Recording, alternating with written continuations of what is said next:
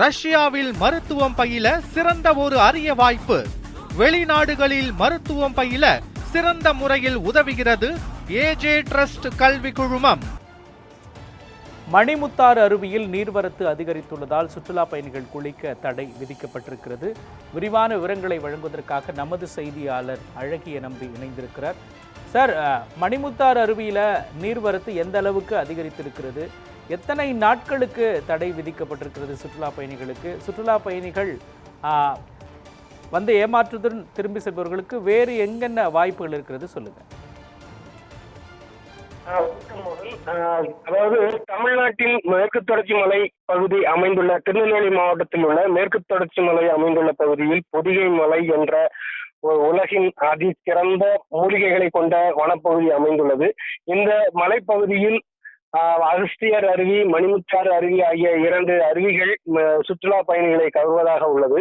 இதில் மணிமுத்தாறு அருவி என்பது மணிமுத்தாறு வனப்பகுதியில் அமைந்துள்ளது. வனப்பகுதியில் அடர்ந்த வனப்பகுதியில் அமைந்துள்ளதால் இந்த பகுதி மிகவும் சுற்றுலா பயணிகளுக்கு மிகவும் ஒரு சுற்றுலா பயணிகளை கவர்ந்த ஒரு இடமாகவும் விளங்கி வருகிறது. இந்த அருவியில் மாஞ்சோலை, நாலுமுக்கு, காக்காட்சி உள்ளிட்ட வனப்பகுதிகளில் பெய்யும் மழையானது அருவியில் விழுகிறது. மணிமுத்தாறு அணைக்கு முன்பாக அமைந்துள்ள இந்த அருவியில் விழுகிறது.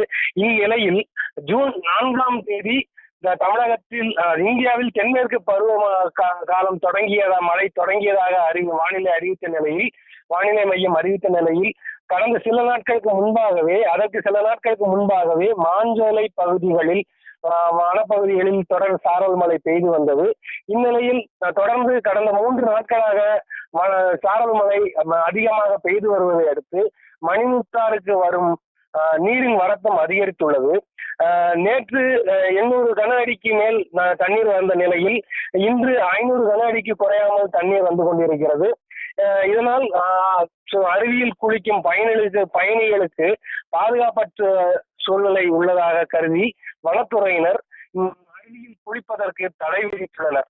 இந்நிலையில் பயணிகள் அருவியை பார்வையிடுவதற்கு அனுமதி அளித்துள்ளனர். இதனால் சுற்றுலா பயணிகள் குளிப்பதற்கு தடை விதிக்கப்பட்டு பார்க்க மட்டுமே அனுமதிக்கப்படுகின்றனர்.